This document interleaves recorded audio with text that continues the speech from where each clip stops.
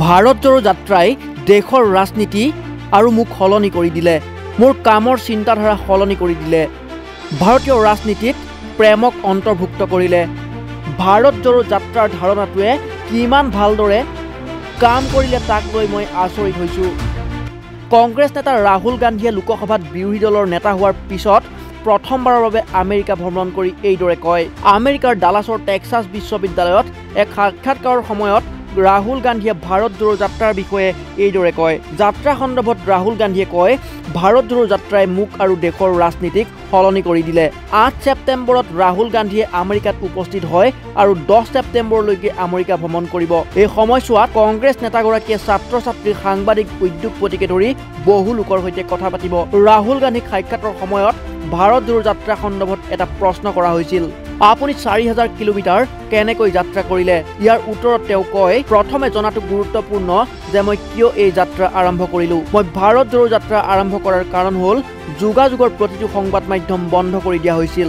সংসদ, সংবাদ মাধ্যম, আমি আইনী ব্যৱস্থালৈ নথি পত্ৰ লৈ গৈছিলোঁ, একো ফল হোৱা নাছিল।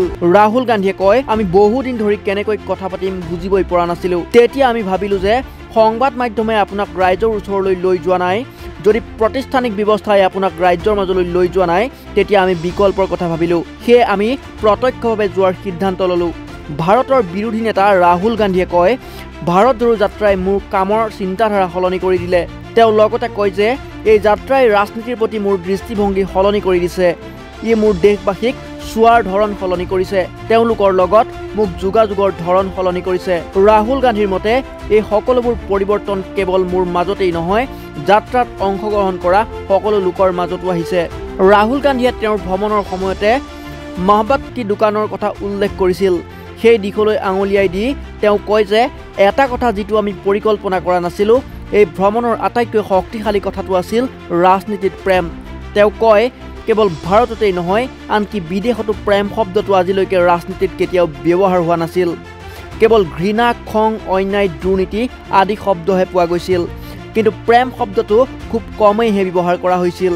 ৰাহুলে লগতে কয়, ভাৰত জোড়ো যাত্ৰাই ভাৰতীয় ৰাজনীতিক সলনি কৰি ৰাজনীতিত প্ৰেমৰ অন্তৰ্ভুক্ত কৰিলে আৰু এই ধাৰণাটোৱে কিমান ভালদৰে কাম কৰিলে তাক লৈ মই আচৰিত হৈ পৰিছোঁ। News desk report, north east নাও।